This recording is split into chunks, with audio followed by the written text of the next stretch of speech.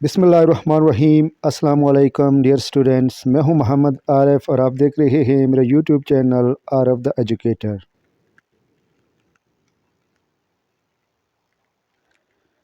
Dear students, آج ہم Allama Iqbal open university M Ed higher education کا کورس کوڈ 828 جس کا چیپٹر نمبر 1 اور اس کا آج کا ہمارا لیکچر نمبر 3 ہے پڑھیں گے، جس کا عنوان ہے پاکستان میں اعلیٰ تعلیم کی منصوبہ بندی،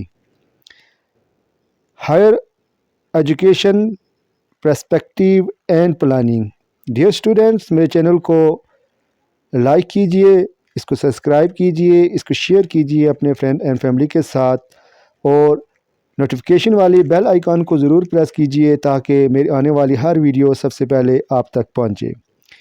اس سے مکمل استفادہ کرنے کے لیے میری ویڈیو کو شروع سے لے کر آخر تک ضرور دیکھیے تاکہ میرے اس لیکچر سے آپ فائدہ حاصل کر سکیں۔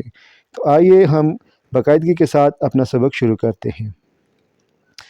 دیکھتے ہیں جی کہ پاکستان میں اعلیٰ تعلیم کی منصوبہ بندی۔ آزادی کے وقت پاکستان میں اعلیٰ تعلیم کی صورتحال بہت پست تھی۔ چند ایک کالجوں کے علاوہ 1947 میں ملک میں صرف 2 یونیورسٹیاں ورثے میں ملی جو کہ پنجاب اور سندھ میں تھی۔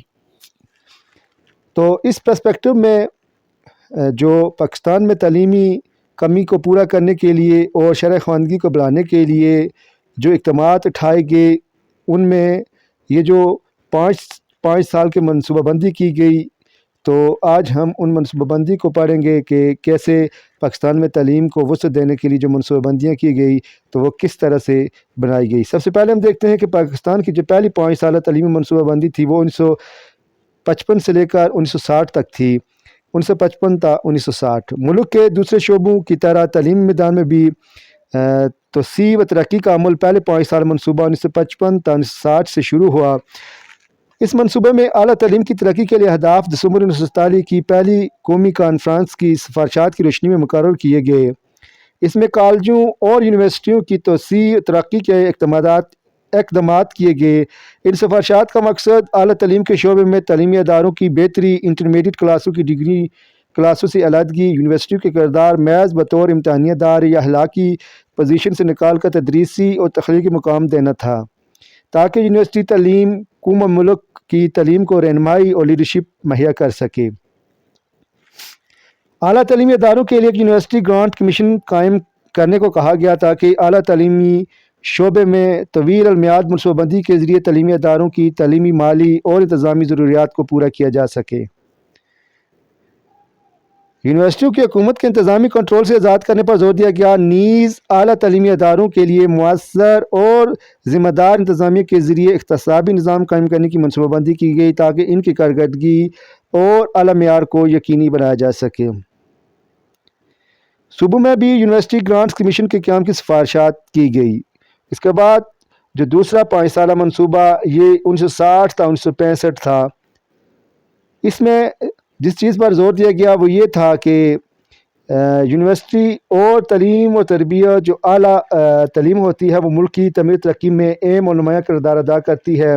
سوچ و فکر اس تبدیلی سے اعلیٰ تعلیم کے لیے زیادہ مالی وسائل مختص کرنے کا رجحان پیدا ہوا، جس سے یونیورسٹیوں میں تحقیق و تدریس کے ماحول کو بہتر بنانے میں مدد ملی۔ اعلیٰ تعلیمی اداروں کے لیے نئی عمارات، تجربہ گاہوں، لائبریریوں کی تعمیر اور دیگر تعلیمی سہولیات کی فراہمی پر خصوصی توجہ دی گئی۔ نئے طلباء کی قابلیت کی بنیاد پر وظائف دینے کا جامع پروگرام شروع کیا گیا۔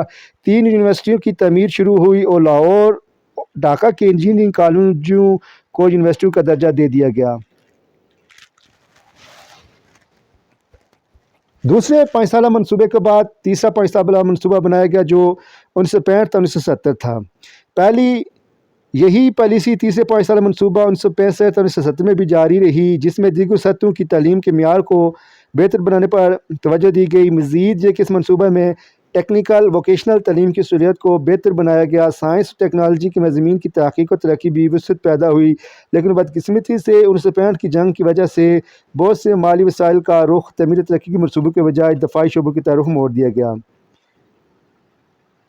1970 تا 1978 کا غیر منصوبہ بندی عرصہ 1970 تا 1978 کے غیر منصوبہ بندی عرصے کے دوران تعلیمی شعبے کو دوبارہ فعال بنانے کی کوشش کی گئی۔ اس دوران ملکی معیشت میں بھی نمایاں بہتری اور رونما ہوئی۔ جس کی وجہ سے ملک کی ضرورت کے مطابق ہنرمندی افرادی قوت کو فراہم کے لیے اعلیٰ تعلیم میں ٹیکنیکل ووکیشنل تعلیم پر زیادہ توجہ دی گئی۔ اس دوران بہت سی نئی یونیورسٹیاں بھی قائم کی گئی اور بہت سے پولی ٹیکنیکل اداروں کو اپ گریڈ کر کے ٹیکنالوجی کالج بنا دیا گیا۔ ملک میں 1955 تا 1978 کی مدت کا مجموعی جائزہ لینے سے معلوم ہوتا ہے کہ تعلیم کی دوسری سطحوں کی نسبت اعلیٰ تعلیم کے شعبے میں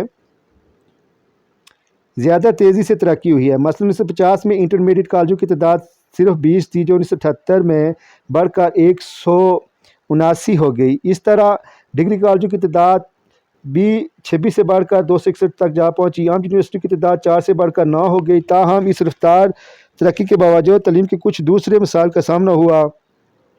اداروں کی تعداد میں اضافہ تو ہوا، لیکن معیاری تعلیم میں نمایاں کمی دیکھنے میں آئی۔ اسی طرح فنی اور تکنیکی اداروں کے پروگرام میں شامل و مارکیٹ کے موقع کے درمیان تناسب نہ تھا۔ اسی طرح انٹر اور ڈگری کلاسز تعلیم چھوڑ جانے والے طلباء کی ڈراپ آؤٹ کی شرح بہت زیادہ تھی۔ پھر چھٹا 5 سالہ منصوبہ 1983 تا 1988 میں اعلیٰ تعلیم میں معیار تعلیم کے حصول پر خصوصی توجہ دی گئی اور یونیورسٹیوں میں تحقیق و ترقی کے پروگرام شروع کیے گئے۔ منصوبے میں سائنس، تحقیق، تکنیکی ترقی کے زیادہ فنڈز مختص کیے گئے۔ اس کے علاوہ کئی بین الاقوامی معیار کے خصوصی تعلیمی ادارے قائم کیے گئے اور پہلے سے موجود کئی اداروں کی سہولیات کو بہتر بنایا گیا۔ اس منصوبے کی ایک اور اہم خصوصیت مختلف یونیورسٹیوں میں منتخب شعبوں کو سینٹر آف ایڈوانس اسٹڈیز کا درجہ دینا تھا، جس کا مقصد اعلیٰ تعلیم میں طلباء کو ایم فل اور پی ایچ ڈی پروگراموں کی سہولیتیں باہم پہنچانا تھا۔ اس کے علاوہ نیچے شعبے میں بھی اعلیٰ تعلیمی ادارے کے قیام کی حوصلہ افزائی کی گئی تاکہ سرکاری اداروں پر طلباء کی بڑھتی ہوئی تعداد کے دباؤ کو کم کیا جا سکے اور مقابلے کی صحت مندانہ فضا پیدا ہو۔ 7واں 5 سالہ منصوبہ 1988 تا 1993 7واں 5 سالہ منصوبہ جو 1988 تا 1993 کے لیے مقرر کیا گیا، اس میں اعلیٰ تعلیم کے معیار کو بہتر بنانے اور یونیورسٹیوں کے انتظامی امور میں اصلاح ترقی کے عمل پر زور دیا گیا۔ نیز انتظامی تدریسی عملے کی تربیت پر توجہ دی گئی۔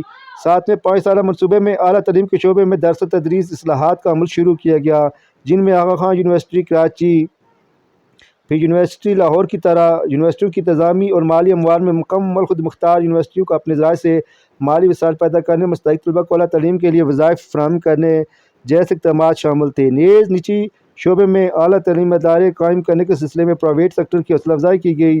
یونیورسٹی میں تحقیق معیار کو بہتر بنانے اور پروگراموں کی وسعت دینے کے لیے بہتر سہولیات کو فراہم میں لائبریریوں اور تجربہ گاہوں اور قیام کے اساتذہ کے تبادلوں اور غیر ملکی یونیورسٹیوں کے اشتراک کو تعاون جیسے امور اور خصوصی توجہ دی گئی اور موجودہ یونیورسٹیوں میں تعلیمی سہولیات کی فراہمی پر ترجیحی بنیادوں پر زور دیا گیا۔ 8واں 5 سالہ منصوبہ 1993 تا 1998 8واں 5 سالہ منصوبہ جو 1993 تا 1998 بھی بنایا گیا، اس میں بھی یونیورسٹیوں کے تعلیمی اور تحقیقی معیار کو بہتر بنانے، مالی معاملات کو بہتر بنانے پر زور دیا گیا۔ یونیورسٹیوں کے تجارتی صنعتی اداروں کے ساتھ اشتراک و تعاون کی منصوبہ بندی کی گئی۔ تعلیمی معیار کو بہتر بنانے کے مقصد سے یونیورسٹی گرانٹس کمیشن کو مزید اختیارات دیے گئے۔ یونیورسٹی میں پڑھائے جانے والے مضامین کو زمانے کی ضرورت سے آن کرنے اور نئے مضامین نصاب میں شامل کرنے کے لیے اقدامات اٹھائے گئے اور موجودہ نصابات میں اصلاح و ترمیم کا عمل شروع کیا گیا۔ اس منصوبے کی اولین ترجیح یونیورسٹی کی تعلیم اور تحقیق کے معیار کو بلند کرنا، یونیورسٹیوں اور کالجز میں تعلیمی سہولیات کو بہتر بنانا، لیکن عملی طور پر اعلیٰ تعلیم کا شعبہ مالی وسائل کی کمی کی وجہ سے بری طرح نظر انداز ہوا اور مجوزہ مقاصد کو پورا نہ ہو سکا۔ 9واں 5 سالہ منصوبہ جو 1998 اور 2003 یہ 5 سال اس میں مقرر کیے گئے۔ 9واں جو 5 سالہ منصوبہ تھا اس میں مندرجہ ذیل اہداف مقرر کیے گئے ہیں جو حسب ذیل ہیں، ان کو ہم مختصراً دیکھتے ہیں۔ 9واں 5 سالہ منصوبہ تھا، اس کا جو پہلا پوائنٹ ہے، 9ویں منصوبے کے اختتام تک شرح خواندگی کو 42% سے بڑھا کر 60% کرنا اور 2010 تک اس شرح کو 75% تک کرنا۔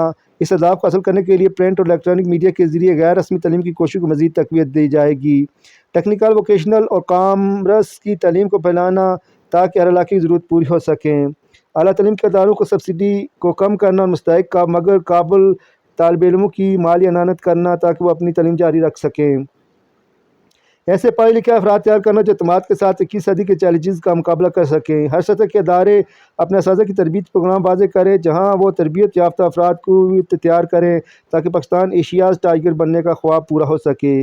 کالجوں اور یونیورسٹیوں کی سطح پر موجود تعداد 0.4 بلین سے بڑھا کر 2010 تک 1 کی جائے گی۔ سائنس اور آرٹس کے شعبوں کو تناسب 50-50 کیا جائے گا جو اس وقت جو 1998 اور 2000 کے منصوبے میں اس وقت 7 اور 29 ہے۔